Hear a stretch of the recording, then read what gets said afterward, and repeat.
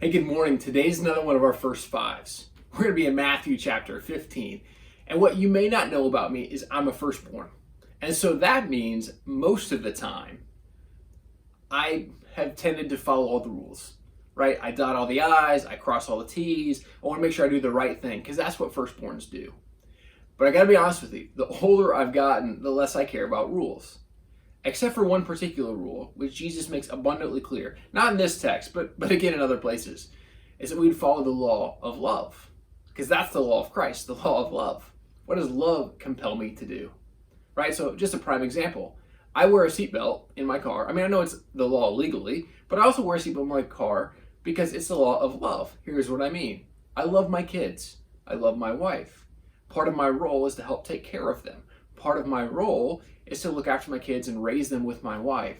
Part of my role is to do that. And so if I choose to not wear a seatbelt, I'm not really that loving to my kids because if something should happen and I didn't wear a seatbelt and I would have been fine if I had, well, that wasn't really that loving at the end of the day. It was about my own freedom, my own decision, but it really wasn't about love. And so that's what we do lots of things in life, or we should choose to do lots of things because of the law of love, not just because they're rules. And so what we find here is this is hard for us. And so the Pharisees and the teachers of the law have come to Jesus and they're trying to trap him. And they say, your disciples, they're not following all the rules. Why not? And then Jesus quotes these words from Isaiah, verses 8 and 9. These are the words from Isaiah. These people honor me with their lips, but their hearts are far from me. They worship me in vain. Their teachings are but rules taught by men. He's referencing Isaiah, and these are supposed to be the words of God in Isaiah. This idea that if we're not careful, we can do all the right things for all the wrong reasons. Jesus called the crowd to him and said, listen and understand. What goes into a man's mouth does not make him unclean, but what comes out of his mouth, that is what makes him unclean. Then the disciples came to him and asked, do you know what the Pharisees were offended when they heard this? He replied, every plant that my heavenly Father has not planted will be pulled up by the roots. Leave them. They're blind guides. If a blind man leads a blind man, both will fall into a pit. Peter said, explain the parable to us. Are you still so dull? Jesus asked them. I love when he asked that question. Don't you see that whatever enters the mouth goes into the stomach and then out of the body? But the things that come out of the mouth come from the heart, and these make a man unclean. For out of the heart comes evil thoughts, murder, adultery, sexual immorality, theft, false testimony, slander.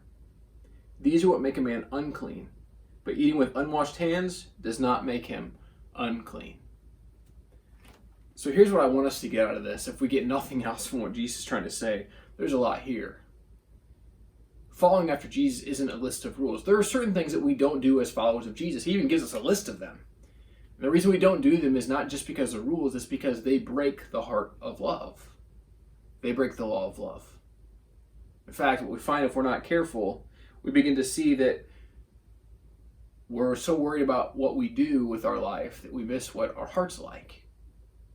Right? And here's, I guess, what I would say this way. What comes out of his mouth, I would add to this what comes off his keyboard, what comes on his smartphone, what we post on social media. Like, are those words uplifting or are they unclean?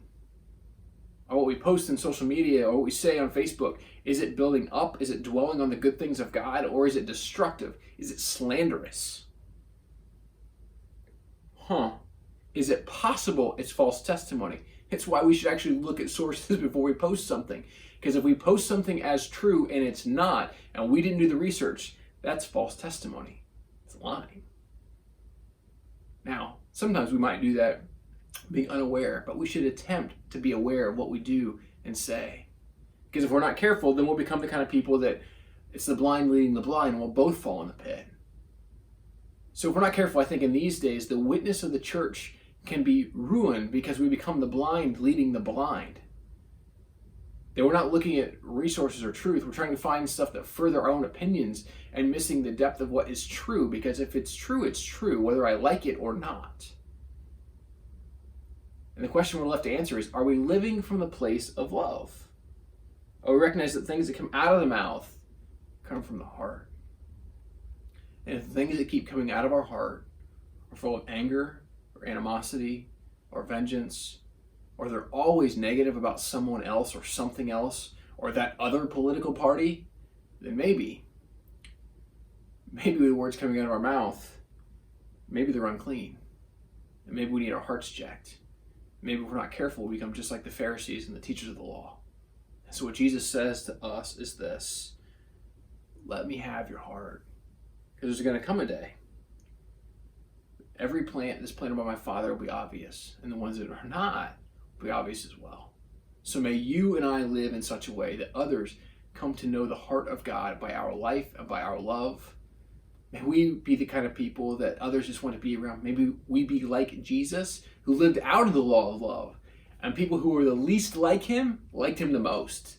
So maybe what we'll find is the more we live that way, the more people who are not like us in terms of following after Jesus will find themselves following Jesus because of how we lived.